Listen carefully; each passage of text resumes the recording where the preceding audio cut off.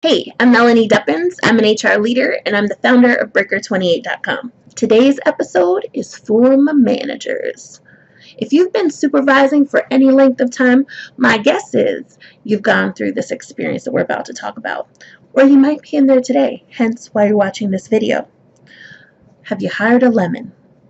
Have you hired someone that completely rope-a-doped you in the hiring process and now you have hirer's remorse? Well, let's talk about it. What do we do?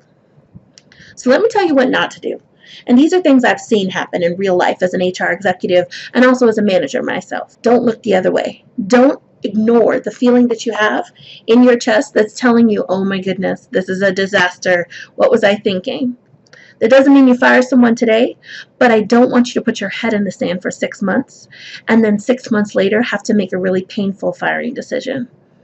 If someone's not meeting your needs, at the beginning of their time with you is the best time to right the ship and give them the best chance of success with you. So please, please make a commitment to act soon. The next thing I want you to do, I want you to avoid having these like black and white, open, shut decisions about someone. What you're noticing is a concern, and that concern may be well-founded, but there may be other factors influencing this person's current performance. For example, are you a great delegator? Are you very clear in how you give assignments to people? Do you make your expectations clear? Have you given them sufficient context to do the work you're asking them to do? All those things might be true. They might not be true, and we'll check that, but they might be true. And so what I want you to avoid is I want you to avoid the extremes. Sticking your head in the sand, or conversely, making a snap decision that the person then can't bounce back from. Instead, I want you to walk the line, investigating what's going on, clarifying your expectations, and then acting based on that information. So, first, I want you to clarify what's going on. What this means is having an open conversation with the person when they're dropping balls.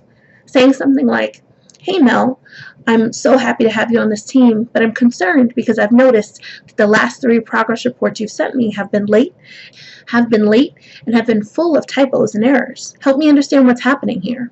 By doing that, what you're doing is you're giving them an opportunity to weigh in on what might be going on. And there's a chance that you're totally right and they're just dropping the ball. There's also a chance that there's things you're not providing that you should be. And so that gives you a chance to hear from them and clarify what's really going on. The next thing I want you to do is I want you to reset the expectation. So maybe they came in thinking they were getting one thing, and they're getting something else. They thought this was an easy punch at 5 p.m. job, and instead what they're getting is a work till 7:30 kind of job. And so they may be frustrated in their expectations as well. So this is a perfect opportunity to recalibrate what you expect from them and to hear from them about any supports that they need to deliver on your expectations. And now that you've clarified the bar, they can either jump or not jump to meet it. The next thing you might say is something to get at whether they need additional supports from you to be successful.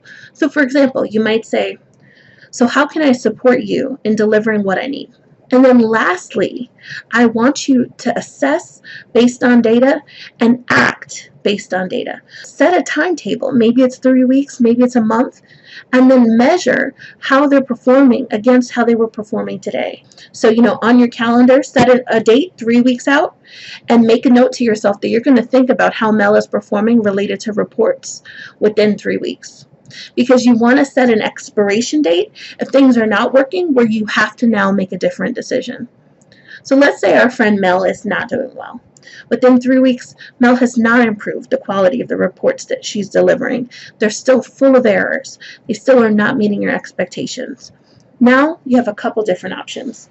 You can train, you can coach out, talk to Mel directly about her skills not being what you need and you really needing her to step up or to find something that would be a better fit for her long term.